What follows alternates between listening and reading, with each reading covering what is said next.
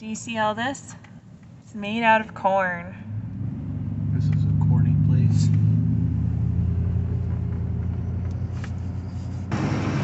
We done made it to the world's only corn palace. What they have started to make. on a horse. No. You do see that, don't you? It's crazy horse. Say it with confidence. It's crazy horse. The corn palace is on the corn palace.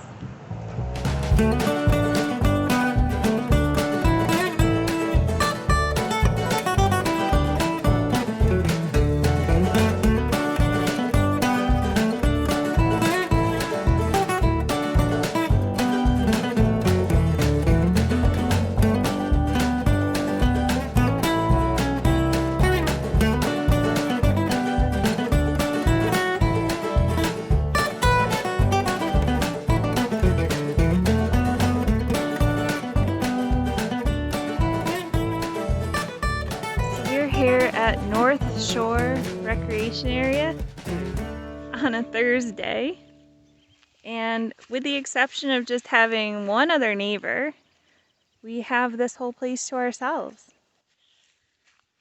Oh wow, look at the big fish! They're huge! I don't know if the camera's picking up, but these guys look like they're about 1.5 feet long. I never had a yard like this before. I know, this is a first. Probably one of the most beautiful places we've ever camped. Hi, here I am on the banks of the Missouri River, and what better place to talk about the miseries of RVing than here. It's not all wineries and rose gardens.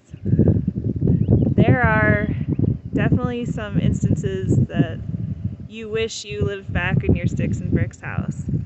Things are a lot more familiar. What's a comfort zone? I don't know anymore. We don't normally doom and gloom on our channel. We show you the scenery, the sights, the beauty, all the great things.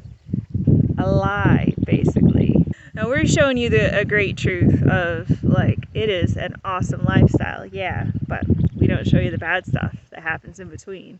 We don't necessarily show you the downsides. So it's a whole video dedicated to downsides.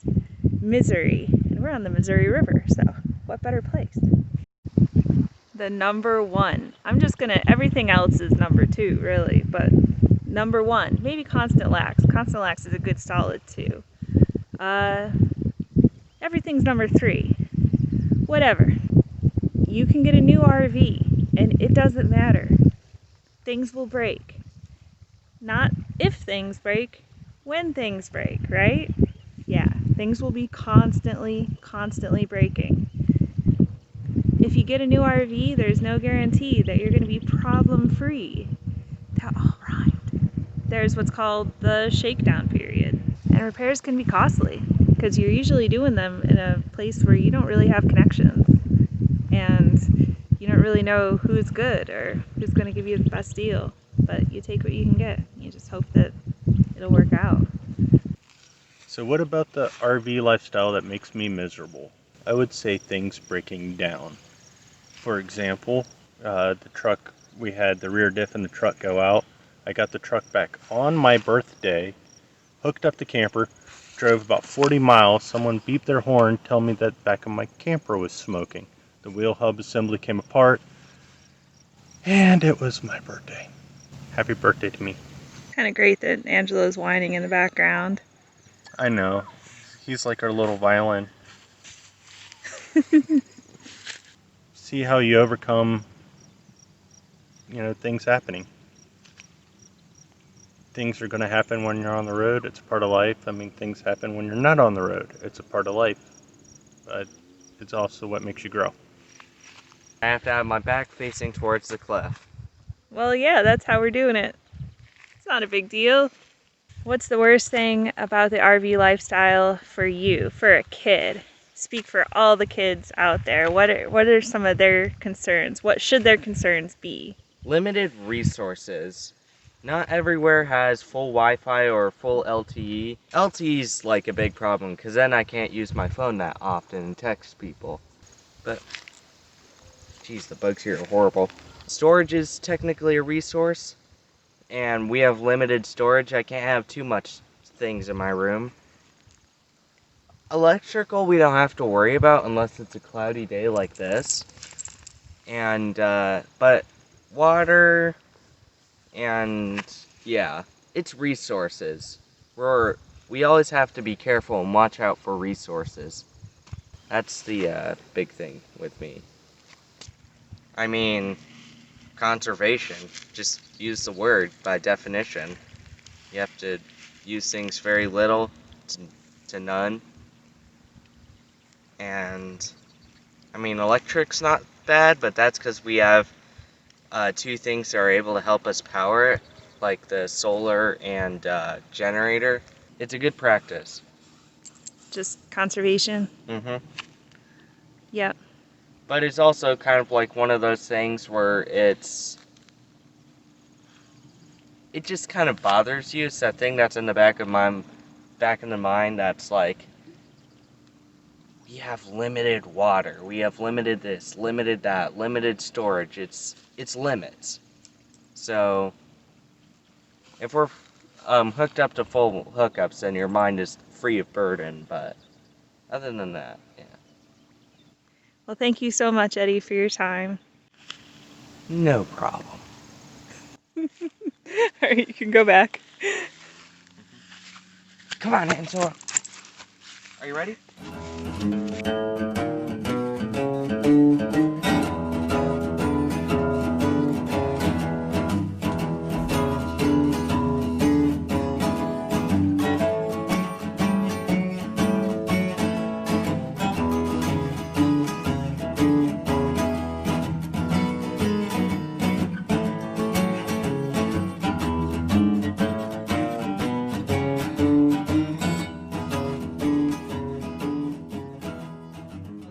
Genuine dinosaur, like great big lions and grizzly bears. Punk rock.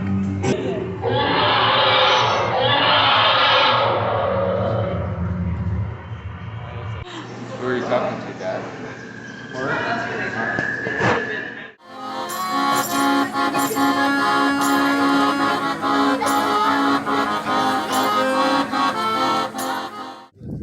Have seen a missile now.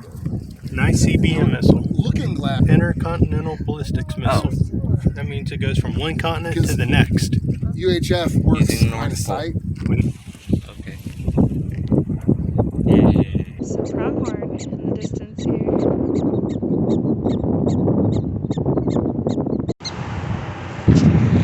Prairie dogs. Aw, look at him running around. Oh no, they're everywhere.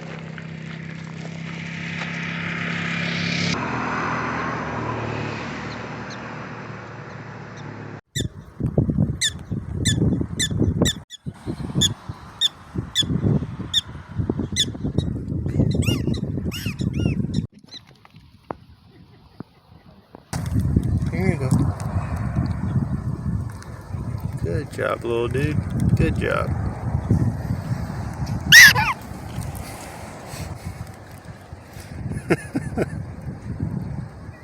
Try to keep that one.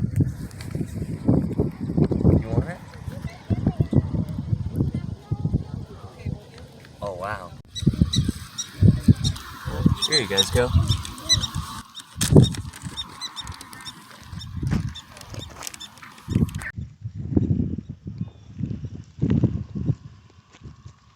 Come on, Angela. Hello. We're in the Badlands National Park. It rocks. I guarantee you he's gonna do a goat impression.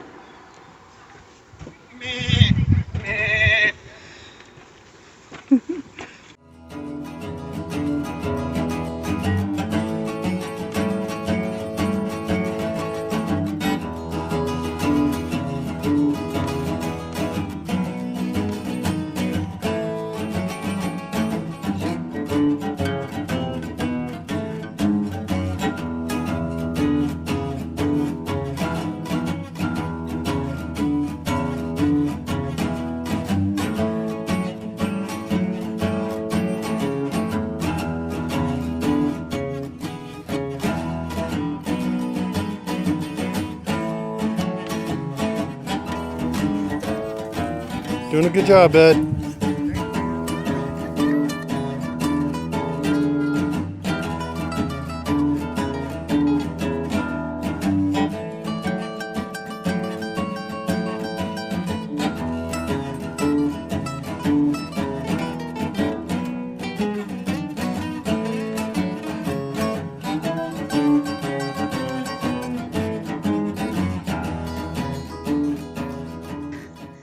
It just looks like you're gonna just fall right off the cliff, but there's the rest of the trail. In the Badlands, just wrapping up this bad stuff video. And I just hope this dispels people of the myth that this is an ultimate American dream, because really it can be a logistical nightmare. People need hardships to learn and grow. Now we learn stuff every day, and that's the best part of all this, is learning how to live without, and experiences along the way, along this great journey.